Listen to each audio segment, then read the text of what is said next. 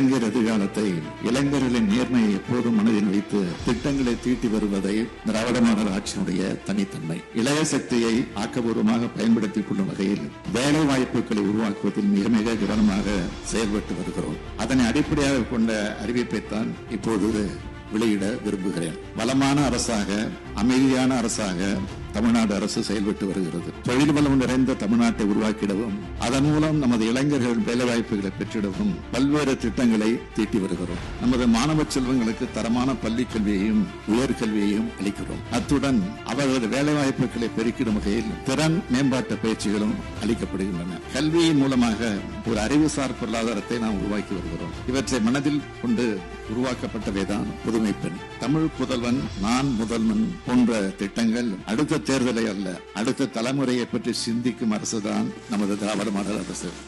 கழக அரசு பொறுப்பேற்றதிலிருந்து கடந்த 3 ஆண்டுகளில் தமிழ்நாடு அரசு பணியாளர் தேர்வாணையம், சீருடை பணியாளர் தேர்வு வாரியம், மருத்துவ பணியாளர் தேர்வு வாரியம், ஆசிரியர் தேர்வு வாரியம், தேர்வு முகமைகள் வாயிலாக 32,774 நபர்களுக்கு பல்வேறு அரசு துறைகளில் நேரடி பணி நியமனங்கள் வழங்கப்பட்டன. அதேபோல் உள்ளாட்சி அமைப்புகள், அரசு துறை நிறுவனங்கள் போன்ற பல்வேறு அரசு அமைப்புகளில் 32,709 இளைஞர்கள் பணி நியமனம் பெற்றனர். மொத்தம் 65,483 இளைஞர்களுக்கு கடந்த 3 ஆண்டுகளில் அரசு பணி நியமனம் வழங்கப்பட்டுள்ளது என்ற செய்தியை மகிழ்ச்சியோடு தெரிவித்துக் கொள்கிறேன்.